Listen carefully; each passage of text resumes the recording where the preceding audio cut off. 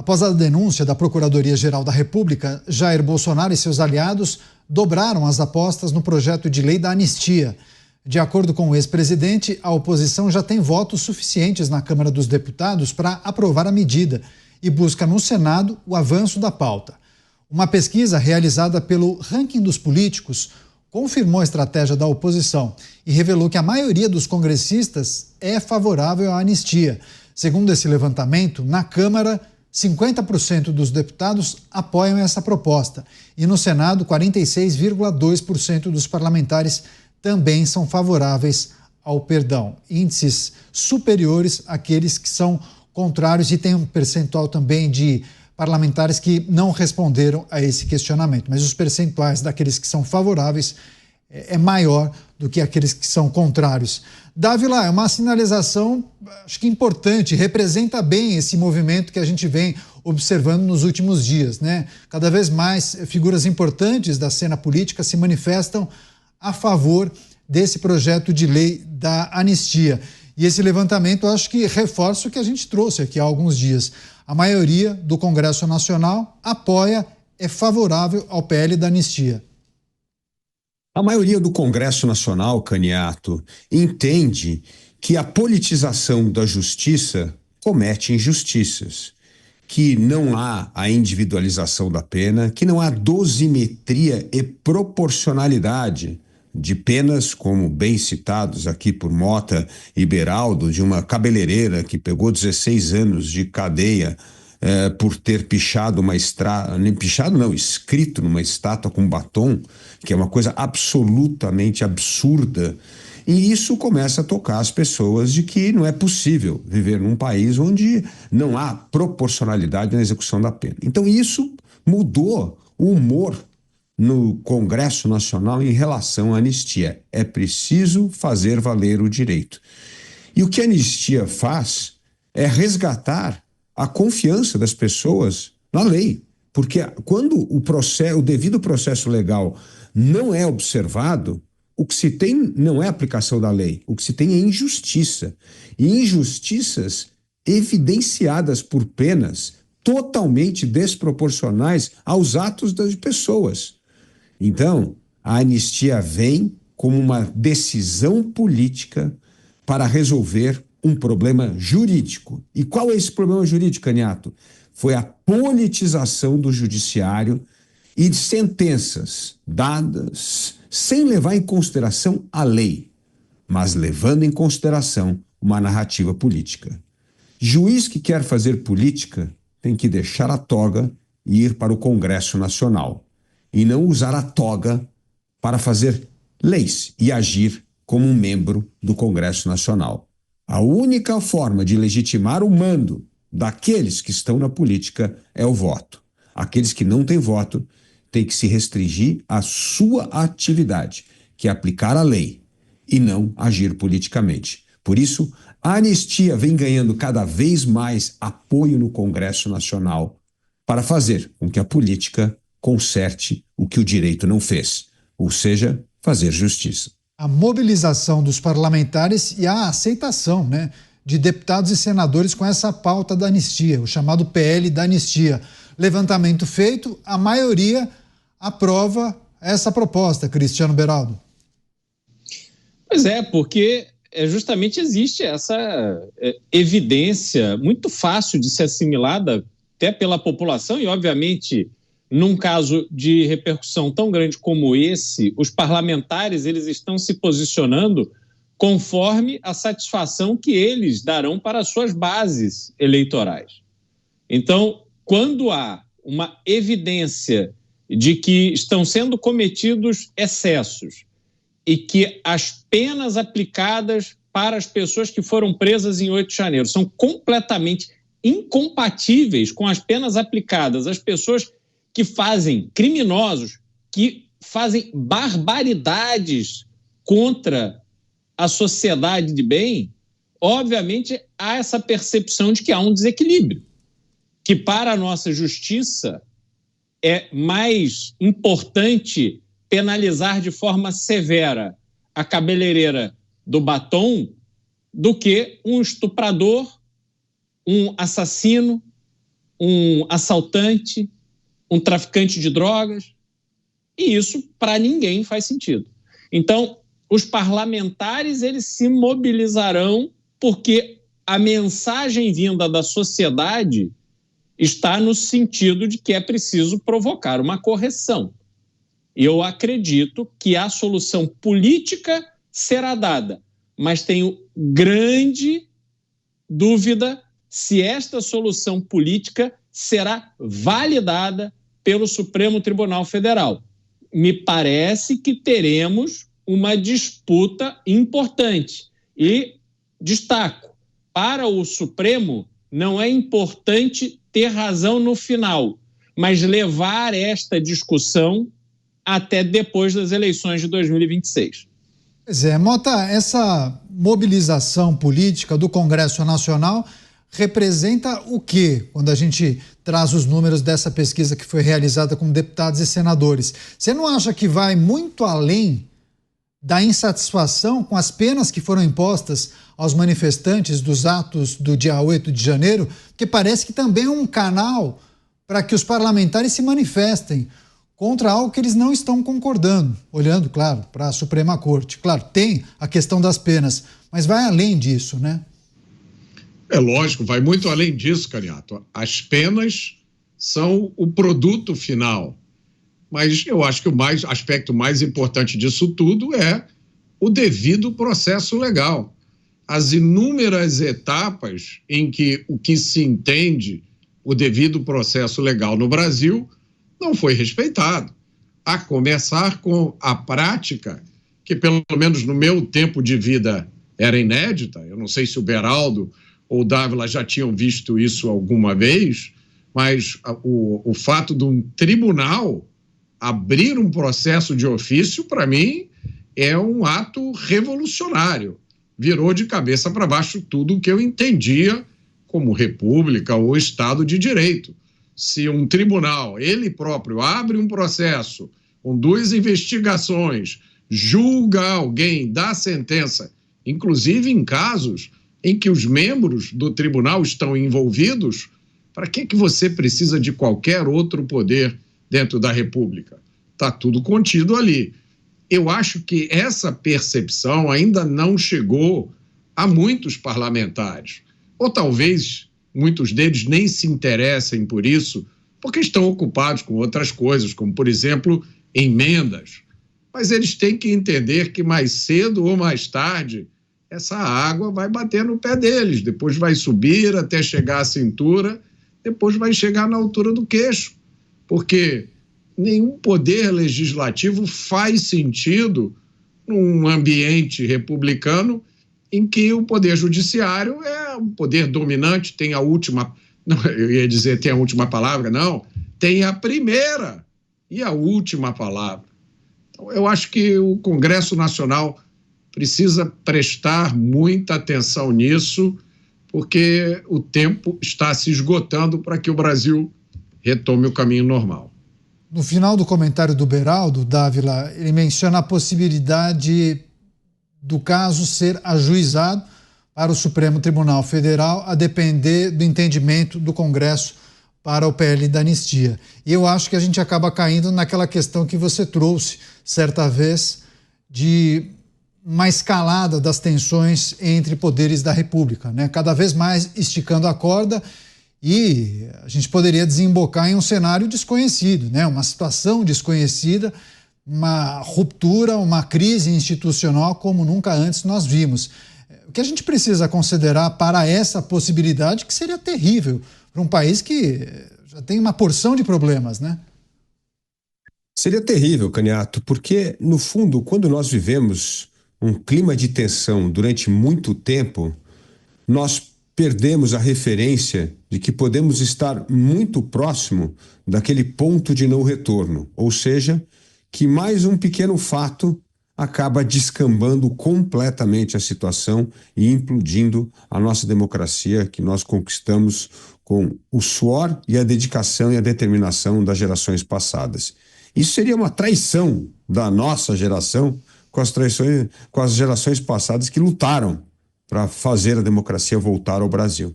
E esse descuido é quando se relativiza tudo. Relativiza princípios, as regras do jogo democrático, a justiça, o devido processo legal, como bem mencionou o Mota. E aí, na hora que tudo vira relativo, perdemos a referência. E na hora que você perde a referência, caminha-se rapidamente para esse ponto de não retorno, que pode realmente trazer uma crise institucional ao país que nós não vimos desde o período da redemocratização do Brasil. E até para corroborar com Mota nessa história do não cumprimento do devido processo legal, desses julgamentos ilegais e indevidos, que, na verdade, está estimulando a discussão do processo do PL da anistia no Congresso Nacional, essa ideia foi corroborada por ninguém menos do que um ex-ministro do Supremo Tribunal Federal, Marco Aurélio Mello. Ele diz o seguinte: não existe detento de prerrogativa de ser julgado criminalmente pelo Supremo Tribunal Federal. Decisão extravagante que corrói a credibilidade da Corte. Ou seja, o Supremo não deveria ter julgado ações penais de cidadãos comuns. Começa por aí. E essa não é uma opinião apenas nossa. Esta é a manifestação de um ex-membro da Suprema Corte Brasileira. Pois é importante nós olharmos para as notícias que a gente analisou até aqui, né, Beraldo? São coisas que caminham em paralelo, né, após a divulgação ou a apresentação da denúncia pela PGR. Porque, de um lado, a gente tem a denúncia que foi oferecida à Justiça pela Procuradoria-Geral da República e, do outro, esse PL que prevê a anistia dos manifestantes dos atos do dia 8 de janeiro. Vocês já analisaram aqui, são coisas distintas. E se mantiverem cada assunto no seu devido lugar, aumentaria muito a possibilidade de aprovar o PL da anistia, e trouxemos, inclusive, os números dessa pesquisa. Seria uma estratégia equivocada se utilizarem o PL da anistia para tentar abarcar outras figuras, inclusive aqueles que foram denunciados pela Procuradoria-Geral da República? A gente já trouxe isso aqui, mas eu acho que talvez esse seja um momento importante, porque há, inclusive, discussões em Brasília de que maneira poderia ser feito, por meio de uma emenda, um jabuti, ou até alterando o escopo do projeto para beneficiar mais pessoas.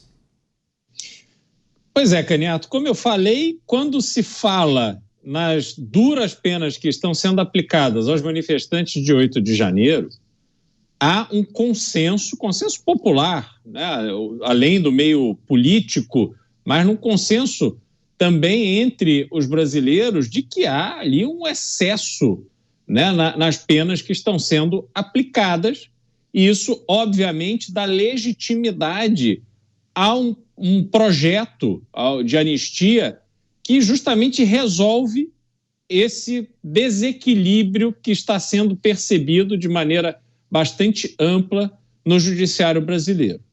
Mas, no momento que se pretenda usar este projeto para ali colocar outros elementos, outras previsões, visando beneficiar individualmente, sobretudo o ex-presidente Jair Bolsonaro, a tramitação se torna bastante mais desafiadora, mais complicada, acho que diminui muito a chance de aprovação, mas a gente tem ali um contexto essencialmente político que leva em consideração o que vai acontecer nas eleições de 2026. E aí não é mais uma questão humanitária de resolver o problema todos aqueles presos do 8 de janeiro. É porque ali há deputados, grupos de deputados e senadores que querem ou não contar com o apoio de Jair Bolsonaro nas eleições de 2026. Para um determinado grupo, Jair Bolsonaro ser candidato é benéfico. Para outro grupo, não é benéfico, é prejudicial. Para outro grupo ainda, ele é o adversário ideal. Outros talvez não pensem da mesma forma.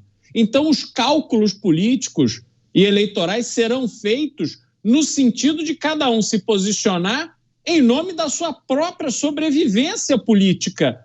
Porque não há a menor dúvida, todos os 513 deputados e 1/3, aliás, 2/3 dos 81 senadores só pensam nas eleições do ano que vem. E todos os atos que serão feitos por eles neste ano e no próximo ano, início do próximo ano, levarão em conta única e exclusivamente este objetivo. Ninguém ali tem capa de herói, ninguém ali vai ficar firme na sua convicção, independente do resultado eleitoral. Isso não existe. Estão todos ali buscando uma estratégia para se reelegerem, e aí a gente tem uma contaminação bastante profunda dessa discussão, Caniato. Pois é, porque a gente tem visto, inclusive, Jair Bolsonaro muito ativo, né? Empenhado no sentido de negociar, ou pelo menos articular com deputados e senadores, no sentido de fazer com que essa proposta avance no Congresso Nacional. E muitas pessoas ficam locubrando, né? Criando teses. Bom, se ele está tão interessado, talvez seja porque vão alterar o projeto para beneficiá-lo. Mas espera aí, é importante lembrar que muitas pessoas que participaram dos atos de 8 de janeiro já foram condenadas. Jair Bolsonaro foi denunciado ontem, né? Então, são caminhos bem diferentes e aí, sem querer, a gente acaba até esbarrando na fala do atual presidente da República em relação ao PL da anistia. Mas daqui a pouco eu vou trazer, inclusive, essa fala do atual presidente. Mota, quando a gente fala do PL da anistia, você tem uma visão um pouco diferente e queria que você compartilhasse com a gente, por favor. O Dávila já mencionou o argumento principal do meu raciocínio. Os réus de 8 de janeiro foram julgados em um foro indevido, nenhum deles tem foro privilegiado. Eles não poderiam ter sido julgados onde foram. Caso encerrado. Vocês lembram de um processo que tramitou em todas as 4 instâncias do Brasil e que foi anulado porque começou num tribunal de um estado e deveria ter começado em outro? Então, eu acho que esse caso é muito mais grave, né? Porque vou repetir, nenhum dos réus tem foro privilegiado, porque eles, então, foram julgados no nível máximo do judiciário, acima do qual não há nenhum recurso. Eu acho que isso, eu como cidadão, como pagador de impostos, como pai de família, como engenheiro, não sou jurista, estou apenas usando o meu bom senso. Isso me diz que esse processo deveria ser anulado e não anistiado. Anistiado é um perdão, um esquecimento que você dá para alguém que cometeu um crime e foi julgado e condenado de acordo com o devido processo legal. Poxa, Mota, mas isso não tem nenhuma diferença, é uma filigrana jurídica. Não é, não. É dessas filigranas jurídicas que a gente constrói um troço chamado Estado de Direito. É lógico que para as pessoas que estão presas o importante é sair amanhã. Ninguém quer mais ver nem mais um dia pessoas inocentes presas ou pessoas que cometeram algum ato ilegal, mas que foram punidas de forma completamente desproporcional. Então, eu acho que a anistia não é o remédio ideal. O remédio ideal seria a anulação desses processos e a tomada de providências para que isso nunca mais acontecesse. Essa é outra coisa que também não pode ser esquecida. Muito bem, o Congresso aprova a anistia, vamos supor, num cenário mais otimista, essa anistia não é contestada, os manifestantes de 8 de janeiro são soltos. E amanhã? E no próximo mês? E daqui a um ano? Que garantias nós temos que novos manifestantes não vão sofrer o mesmo destino dos réus de 8 de janeiro? O que vai mudar no país para dar de volta às pessoas a sensação de que realmente agora nós podemos nos manifestar e expressar qualquer que seja a nossa opinião, sem risco de sermos jogados em um ginásio, homens, mulheres, crianças, idosos, grávidas, e depois julgados num foro que não é o foro correto e condenados a penas desproporcionais. Pois é, Dávila, eu mencionei há pouco que integrantes do governo federal ironizaram o projeto da anistia. Pois é, inclusive o chefe do Executivo Federal, presidente da República, chegou a falar que tanto Jair Bolsonaro quanto as pessoas que defendem à anistia merecem ser presas, pois para ele, ao pedirem perdão antes de ser julgadas, essas pessoas acabam se autocondenando. Palavras dele. Além disso, o mandatário afirmou que Bolsonaro deveria se preocupar em provar a sua inocência, mas declarou que sua única saída será ser preso. Bom, parece que há uma confusão aí, né, Dávila? Porque misturaram o PL da anistia com a situação que envolve Jair Bolsonaro, mas até aqui o PL da anistia prevê a anistia ou uma mudança na aplicação das penas para aqueles que participaram dos atos do dia 8 de janeiro, né? Até aqui, Bolsonaro foi denunciado, nem condenado foi, né? Exatamente. É inacreditável as demonstrações de absoluta ignorância de uma pessoa que está exercendo a presidência da República pela terceira vez. Veja só, ele está dizendo que as pessoas estão se autocondenando porque defendem a anistia. Não, essas pessoas já foram condenadas injustamente, presidente. É por isso que precisa da anistia. É para livrar pessoas da cadeia que foram condenadas injustamente, sem o devido processo legal, sem o direito à ampla defesa. É isso que a anistia está fazendo, corrigindo uma decisão política e não judiciária do Poder Judiciário. É isso que é a perversão da decisão do Supremo que precisa ser corrigida na alçada política. Então, esse é o primeiro ponto. O segundo ponto fundamental é não misturar as coisas. O Mota tem razão, deveria isso ser anulado no Supremo, na Justiça, mas não vai, porque todo o discurso recorrente do Supremo hoje é que eles são os cavaleiros defensores da democracia brasileira e que a democracia brasileira vem correndo risco desde a eleição do ano passado. E por correr risco, a função do Supremo é preservar a democracia e o Estado democrático de direito. Só que, ironicamente, para se fazer isso, se recorre a métodos antidemocráticos e os princípios que regem o Estado de Direito. É um absurdo isso. É como se você dissesse que para defender a liberdade é preciso um pouco de autoritarismo e tirania. É um absurdo falar uma coisa dessa. Mas é esse o discurso. Então, como não há mudança nesta atitude no Supremo, não se pode esperar que esse Supremo vai reconhecer um erro e recuar. Por isso, a anistia política é o exercício do contrapeso, é o legislativo utilizando o seu poder constitucional para corrigir um erro cometido pela justiça, porque a justiça não agiu de acordo com o Estado Democrático de Direito, com o devido processo legal, mas agiu politicamente.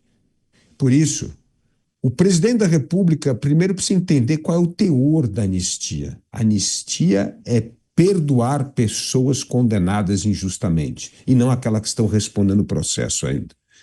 O Brasil, essa confusão, esse relativismo, Caniato, que nós tratamos tudo, a lei, as falas de um presidente da República, a postura de um membro do Judiciário, isso tudo vai criando uma confusão, que, como bem falou o Mota, as pessoas não sabem mais qual é o certo e o que é errado nesse mundo. E segundo, nós não temos mais confiança que estamos pisando em terra firme do Estado Democrático de Direito.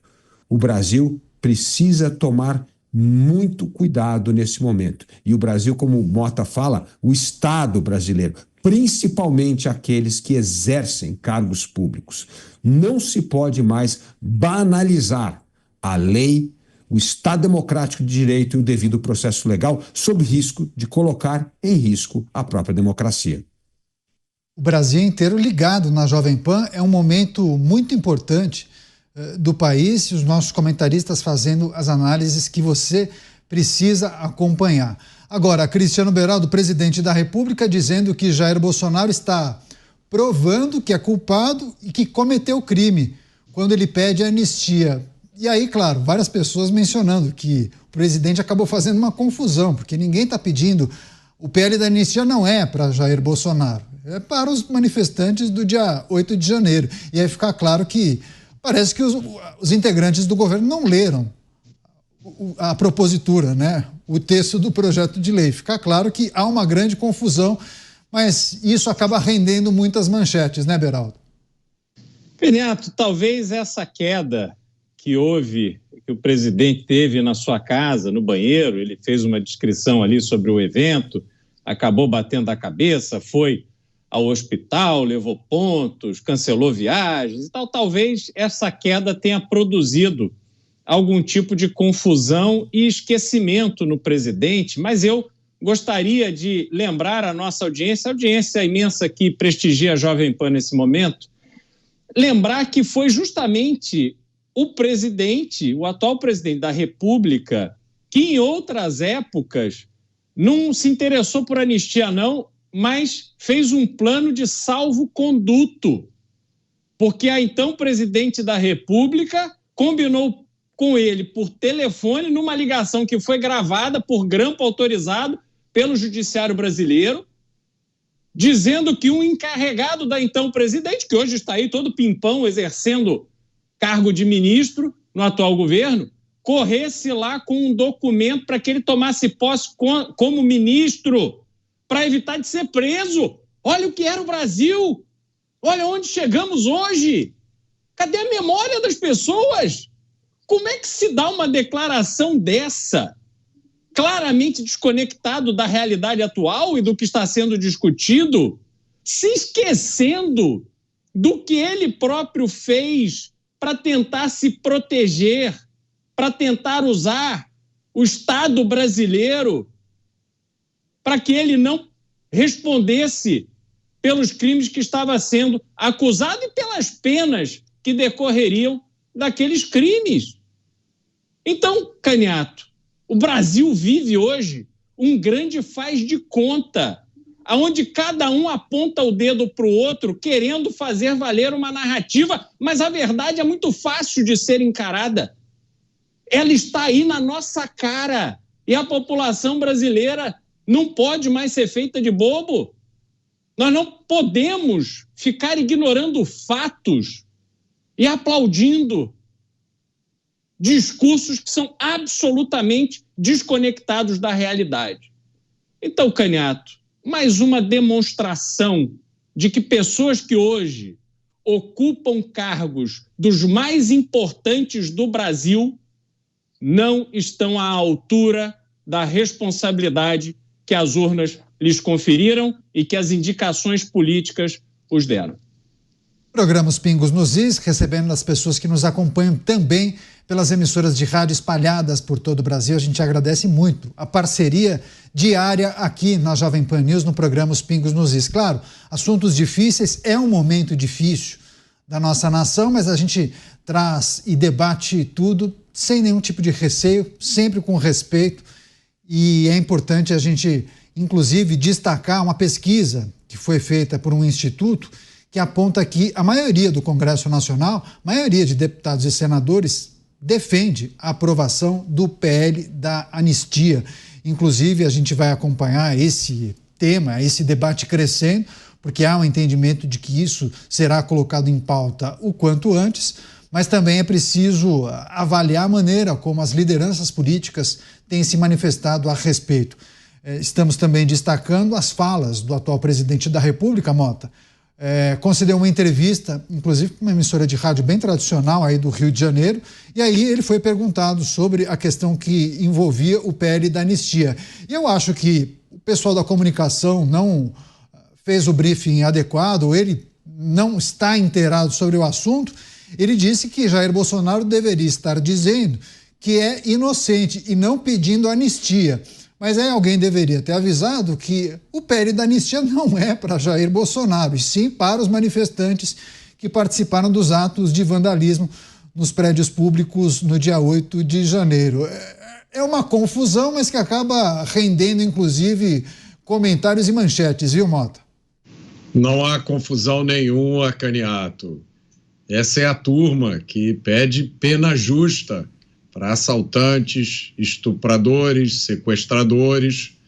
Não há cinismo maior do que pessoas que se beneficiaram de um determinado dispositivo jurídico negarem esse benefício a outras pessoas. Eu acho que a gente não erra muito se a gente disser que o atual projeto político da esquerda brasileira não existiria se não fosse a anistia. Todos os partidos de esquerda e vários de centro-esquerda foram beneficiados com a anistia concedida no fim do regime militar. Essa anistia anulou crimes e punições de pessoas que assaltaram, sequestraram, colocaram bombas e mataram gente. E tem mais.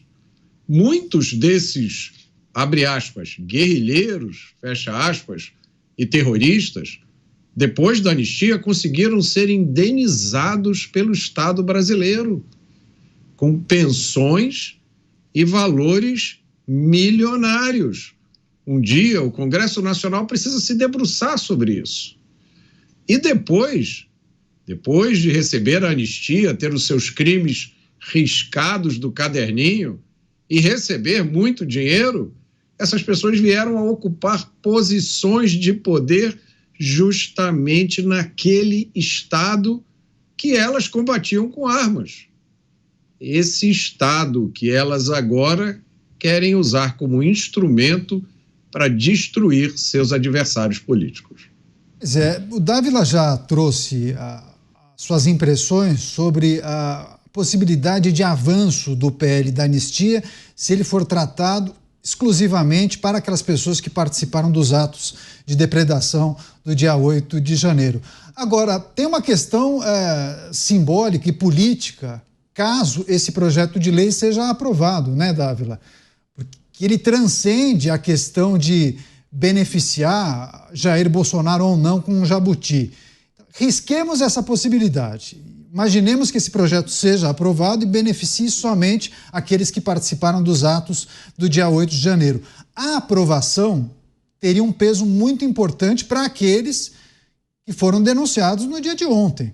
Porque se conectaram os atos do dia 8 ao suposto plano, às reuniões ou aquela movimentação que teria envolvido várias pessoas do governo anterior, se tudo termina nos atos do dia 8 de janeiro, então é preciso considerar, bom, se anistiaram aqueles que participaram do tal ato que fecha essa narrativa, então é preciso considerar também os demais, não acha? O primeiro ponto é que nós precisamos de uma anistia para tirar essas pessoas que foram indevidamente condenadas. A primeira coisa é isso, isso é fazer justiça. Se você é condenado não de acordo com as leis do país, com o processo democrático, mas com o voluntarismo de um juiz, é preciso resolver isso e soltar essas pessoas. Então esse é o primeiro ponto.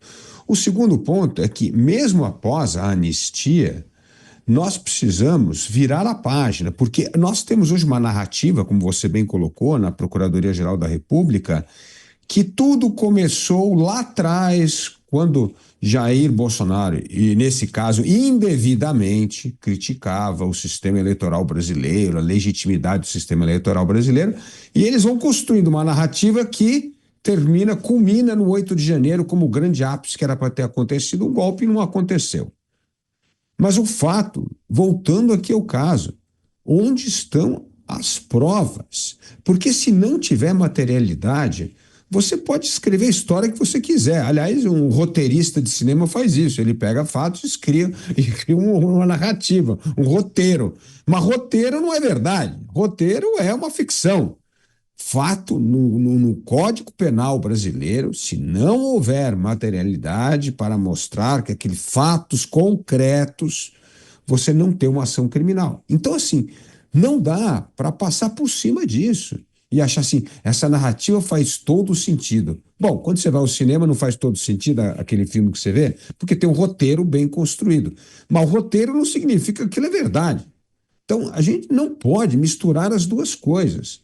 A narrativa pode fazer muito sentido, mas se ela está dissociada de fatos, de documentos, de materialidade, não pode haver ação penal.